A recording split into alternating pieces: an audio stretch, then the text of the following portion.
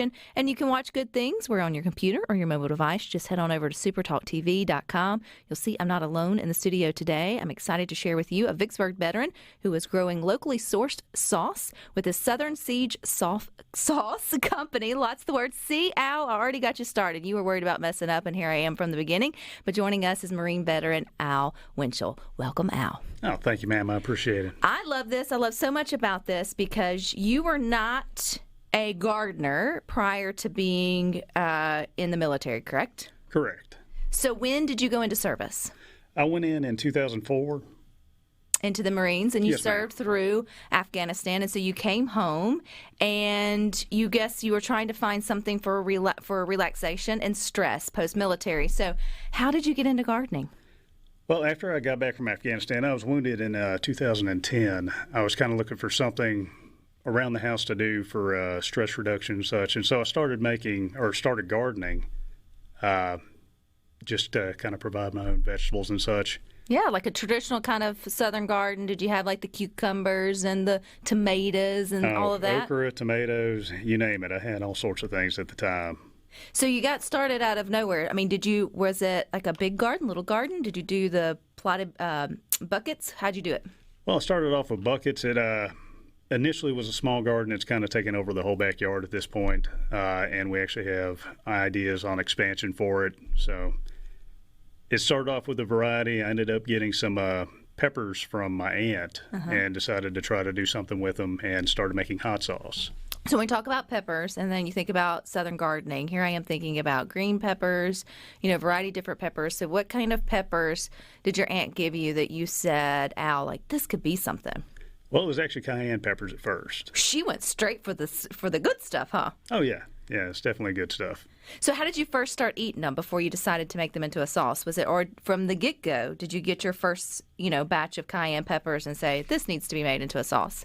Actually, yeah, we just jumped right into the sauce making. So I started making that. It was popular with family and friends, and it grew from there. Which grew into your Southern Siege Sauce Company, which you have now. Okay, so this is locally sourced and grown. What else out of your own personal garden, Al, is now going into the sauce? Well, I have some sauces that are jalapeno-based, others that are habanero-based, and, of course, cayenne. I have a variety of other peppers that go into each one of the sauces, like Tabasco peppers, ghost peppers. I've experimented with a few other ones, but they aren't on the production line yet. So when you experiment with them, what are you taste testing them at home with? Just straight sauce. Oh, you go for it. You don't put it on bread, crackers, nothing, or baked potato. You're like, I spoonful it. Well, Al can survive it, then... I get a better idea of what the actual taste of the sauce is, and then I can kind of come up with what dishes it would go best with and whether or not it would be worth making a large production run on. I get that. So gardening for you, Al, was supposed to be therapeutic and a stress reliever, and it feels like you've turned it into probably something that has a little bit more stress involved in it than you may have imagined. In the beginning, though, when you first started with your first garden and you first were having your first harvest and you were seeing you put something in the ground and it grows, did it provide you that sort of therapeutic outlet that you were looking for? Yes, ma'am, it did. It allowed me to kind of focus on the garden itself, what I needed to do to make it produce better, to take care of the plants. So it allowed me to focus my mind a little bit more and to kind of cut out any other distractions. Which I think a lot of gardeners listening to Good Things would connect with you on that. It is something therapeutic to get out there and get your hands in the dirt and sort of watch something grow from nothing and have to tend to it and care for it. But it can be stressful if those things don't flourish. So it sounds like, though, you had a good harvest, at least the first garden that kept you coming back. Well, I don't know about a good harvest, the first one, but it did produce something that kind of gave me a sense of accomplishment. It was a rewarding experience, so I figured I'd study more on it and then do better the next year, and it just kept on going. It kept on going and kept on growing. Do you now do like fall gardens as well as spring gardens, or is the spring and summer kind of like your jam? Spring and summer is kind of my jam, and the winter, that's when I kind of prep the beds for the following summer, because I used to grow a variety of different vegetables and such. However, my garden now, if you go to it, is 99% peppers. I was going to ask, so you had to make the transition at some point to say, if I'm going to grow enough peppers for a sauce business, they're going to have to kind of take, precedent over some of the other stuff. So, okay, let me back up. Your aunt gave you the first cayenne peppers, Yes, ma'am. correct? Did she give you the plants or the peppers? The peppers themselves. So you made your first batch of sauce from that. When did you start growing peppers your own? The very next year. You said, this is it. I figured it was something worth trying. At the time, when I first started, it wasn't the entire garden worth of peppers, but I devoted enough space to it to make a few different varieties of sauce, and started trying different ingredients. Like Had you local ever ingredients made and such. sauces prior to this? Are you good in the kitchen? I think I am. You'd have to ask my wife on that one. Well, I think someone gave you the green light enough to create a business off of your recipes. Or I guess my question would be, is that something you also picked up as kind of a, post-military hobby as a chef in the kitchen? Well, when you're in the military, the food is not exactly fantastic. So if you want to enjoy what you're eating, you kind of start picking up a few different things. So that kind of got me into it. And then food has always been kind of a gathering thing for my family. It's been an important part of our family, and I think it brings a lot of people together. So we had focused a lot on food before then, and so I just kind of grew into it that way. Where did the first recipe for your first batch of sauce come from? I absolutely winged it. So the first batch was not fantastic. However, the next one was popular. I was able to kind of adjust that and get Because something this that is worked. not like maybe you can explain. I'm thinking like you have your barbecue sauce, kind of like a dipping sauce. And then you have when I hear cayenne, I think of hot sauce, which is like your Tabascos or your Louisiana kind of sauce where it's just a dab goes further than you may think. So where does your Southern Siege sort of fall in? Well, Louisiana hot sauces have 3 ingredients. They're peppers, vinegar, and salt. These ones actually have a variety more ingredients like onions, tomatoes, carrots in some cases, different fruits. So they are meant more to accentuate a dish. They do add spice to it, but I have a variety of them that are good on certain things and then some general purpose ones. Mm-hmm. So they're all over the place. Which gives you and two, when you think about if you're eating a meal that's not necessarily bringing you so much joy or kind of bland, that's when the different sauces can, like you said, sort of enhance. And you don't want to always use those type for actual dipping sauces because then it can be very overwhelming. They're meant for flavor enhancement, I think would be a better way of saying it. Or do you douse like some of your stuff in it? Well, the roasted garlic jalapeno that we call swamp water, I will douse whatever I'm eating with it. The habanero-based ones, I'll just kind of add a little bit in because it will make you sweat. Or use it as a party trick. Hey, can you handle how many dashes can you handle in your chili? No, you shouldn't. You shouldn't do that. We're not recommending that you do that here on Good Things. But talking about like with your friends, so you had to make your first batch, Al. You obviously thought you were onto something. Who did you in your sort of nuclear circle start bringing in as your taste testers? Actually, my brother was really into the first batch that I gave out to people. The absolute first batch I kind of dumped. But the second batch he actually enjoyed, and he kind of, by him liking it, kind of gave me the encouragement to make some more. So, and my wife has enjoyed tasting it to a very limited degree. So if you can get her 2 thumbs up, then you know you've got something good. Oh, yeah. Well, she doesn't like the hot stuff. So Right, when I try yeah. to get her to taste something, she might be a little hesitant about it. But if she says, oh, it's got good flavor or it goes well on, whatever it is that you think, okay, well, here's one for everybody then, right? Because when you have like a series of sauces, you can have those that are just for those that are brave at heart or have, I guess, a gut of steel. And then you have those for those who really are just looking for a very mild flavor. What's your favorite? That is actually hard to say. It depends on what I'm eating. Like if I'm eating jambalaya, then I like the Special Harvest, which is the habanero-based. Fish, I like the roasted garlic jalapeno or swamp water. Chicken, we have a jalapeno persimmon, and that one is great to marinate chicken in and then just kind of makes it juicy, gives it a little bit of a spice and a zing. And the thing, and so Now you turned your hobby, you turned it into a full-fledged business, Al, which is Southern Siege Sauce Company, and we're going to learn that and more coming up next. And you can now watch Good Things on C Spire TV if you've got C Spire TV. We are on Channel 70, right next to the Weather Channel, and you'll see I have with me Marine veteran Al Winschel. He found gardening as a therapeutic way to relax from the stress of post-military life, and then he made it stressful by turning it into a business. Yes, I did. Which is Southern Siege Sauce Company, which we're talking about today here on Good Things. I love the name. So it's one thing to take a hobby that you enjoy and maybe you make it for your friends and family, but then it's another thing to put it on ink and make it a business. What led you down that route, Al? Well, after I started making the sauces and they got popular with family and friends and expanding some, I figured that maybe I could do this as a business and at least pay for the garden itself and make it kind of self-sustaining. And that's when it kind of grew. And then it kind of took over the garden itself and became its own monster. Which is a good thing, I think. I mean, you never know where it may lead or where it can grow from there. Let's talk about the name. I like it, Southern Siege. Where did that come from? That actually came from my wife. Initially, I was going to name it Fortress City Sauces, but she told me that she thought Southern Siege Sauces would be a better name for it. So I rolled with that. You rolled with it, and too, your logo and sort of the bottles that you choose. How did you source all of that out or come up with the process? Well, I wanted something that kind of mirrored old Vicksburg.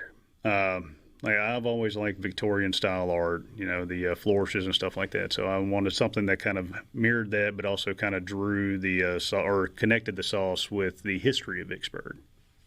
Which I think you did lovely. On our text line, Johnny in West Point says, have you ever considered trying for Shark Tank?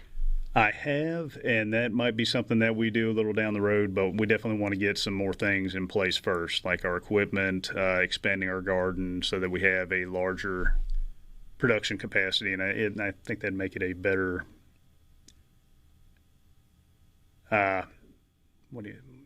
arguing point or so. Yeah. Or you could go in and that's what you asked for. You asked for the ability to sort of grow and sort of expand all that. But I get that. And then, you may want to take it at a Mississippi snail's pace or Mississippi minute pace too. That's nothing wrong with that as well. Well, we have done that. Yeah. Oh no, that's not true. You've now got what I see you have 4 flavors in your lineup there. I think that takes a lot of work just to get that up and off the ground, and it does. So walk us through the process. Once you have to first grow the peppers. What's the growing season for the peppers? Well, usually I start about March, April time frame. If I can, I'll start the seeds inside. That way I can at least get the sprouts up and ready to go before we actually put them in the ground outside. Peppers actually produce quite heavily, so you'll actually start seeing peppers pretty early on in the season, and they'll carry on until the first frost. So are you storing them? Are you making sauce immediately? What's your life like during the spring and summer? Well, usually now I have enough peppers that I can actually make a batch of sauce as soon as I harvest. So depending on how big of a batch I'm wanting to make, I can either store them temporarily. Peppers hold up pretty well, but you don't want to keep them on the counter for too long. But as soon as I have enough and I've identified what sauce I want to make, I'll go ahead and start setting aside time to make a batch, and that usually takes quite a while. How long does a batch take you? Well, the initial cook is not too bad. However, the bottling process, especially, like I said, we're trying to upgrade our equipment. Our current equipment is me and a water bath canner and funnels, and my wife helps out quite a bit there as well, especially with the labels. Her handwriting is much better than mine. Well, I can imagine that. So it's labor intensive, but obviously you were looking for a hobby, so it sounds like you found one that's keeping you distracted. Once you make, how much can you make in a batch? Like how many bottles can you make in a batch? Let's see here. If I fill up the pot that I have, I can usually make about 175 bottles per batch. So it's definitely a small batch hot sauce. I feel like that's a lot. But I guess if you think about if you could up your production, you would start to triple, even, see higher than that. Where are you selling Southern Siege now? Primarily in Vicksburg. I usually either sell in person. We do have a Facebook and an Instagram. We are looking to expand that as well. We're trying to find a commercial kitchen that we can start cooking larger batches out of And then that's when we'd probably push a website and start trying to push it out into stores. So if we're in the Vicksburg area, where can we find it? You'd have to give me a call. Ah. Right now, we are not in stores in Vicksburg either. It's just in person or over the phone. So it's a very small scale. That's okay, though. You got to start somewhere. What is the most popular? Right now, I would have to say Swamp Water is. How do you name them?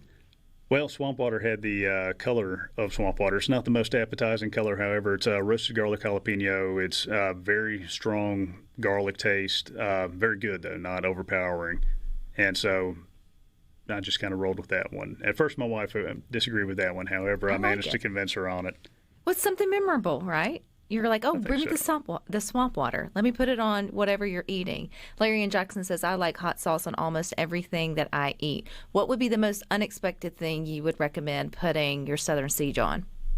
Actually, we've had some kids that come by on occasion, and they saw me cooking and wanted some of the food, and they wanted to put the hot sauce on their hot dog and their macaroni and cheese. So it has gone on pretty much everything. So it'd be hard to pick something way out there at this point. I think I've never tried hot sauce and macaroni and cheese, but I think I can't, I put it on almost everything other, like poppy seed chicken, meatloaf, spaghetti, eggs, tacos. Like really, I think of everything that can add a dash of sauce to that, enhances the flavor or sort of makes it taste. I can't think of anything really other than maybe desserts that it shouldn't go on. Have you put it on anything and you're like, yeah, maybe not next time? No, I really can't say that I have. I've enjoyed the hot sauce on whatever I'm eating. So it's good general purpose as long as you're not absolutely pouring it on, unless that's what you're into. But as long as you're adding just the right amount, it really does pick up a dish. Back in 2019, when you started picking up gardening, did you ever expect yourself to be here with a business, Al? Did you always have kind of business minded? Like maybe I could find something? I've actually at the get-go kind of just winged it, and it's kind of taken me along with it. So at times it seems to be planning itself out. There are, definitely things that I'd like to see happen with it. I'm very much tied to Vicksburg. That's where I was born and raised, and I'd love to take more a part in the community there and to eventually open up a store downtown and kind of take part in the revitalization efforts there. But, yeah, I can't say that I really imagine sitting on a radio show talking about it. That's okay. You never know what happens. I love the fact that you just went to looking for something to de-stress. Again, I think you failed at that because you created a big... No, I think it's still a much enjoyment. It's a redirection of energy is what it is to make a small... to start a small business. I love your courage, though, to start something new, which was gardening. I mean, you would have never gotten here without trying to find, a new hobby or something of interest. When you think back to that first garden, too, I mean, you can't fathom the idea that you would be here now either. No, I definitely couldn't have. And initially, I was just kind of planning on keeping it small scale, especially since COVID hit, but I ended up making a Facebook page that started getting a lot of likes and a lot of traffic on it. So I expanded into Instagram, and that, too, took off. So that has been a fantastic tool for me. But it's growing, and I'm kind of curious to see where it goes myself. Well, we got some folks curious about how they can get in touch with you. So you did say it's on Facebook, which is Southern Siege Sauce Company, if people want to go there, and they can like you and message if they are interested in a bottle because they message you from there. Are you open to shipping or mailing bottles? Yes, ma'am. Ah, see, there you go. You just made a lot of people listening to Good Things extremely happy. So hopefully they will connect with you and give it a try. I think that's one thing we all have. If you like sauces, you're open to try something new. And then wanting to support someone on their new adventure, I think would be, right up a lot of our Good Things friends' alley. What's the best way? Either Facebook or Instagram, both of them? Either one. Both of them have ways to contact me, either via direct message on those sites, or I have my number on there as well as my email. So I am pretty much open to any form of communication. And if we are a beginner in the sauce world, or maybe we're not brave, which one would you recommend as a beginner sauce? Honestly, I wouldn't say any particular sauce, just kind of come up with some ingredients, see what you want to do, and go for it. I'm talking about buying one of yours. Oh, buying. Sorry, I apologize. I'm not making my own sauce. Well, if you don't like too spicy, I'd say the swamp water. If you do like spicy, I'd say the Special Harvest. So, or you could just get both. That is true, too. So if it's coming up, too, I can't believe Christmas is right around the corner. It sounds like this would make great stocking stuffers and all. We don't want to overwhelm you, but that would be a good thing, right? Oh, I agree. No, I agree. I appreciate your time, Al. I think you're going to get a lot of folks interested in your sauces. So thank you for your time, and we will keep having you back here because we love to watch businesses grow. Oh, thank you, ma'am. I appreciate the time. All right, stick with us. We got more for you coming up next.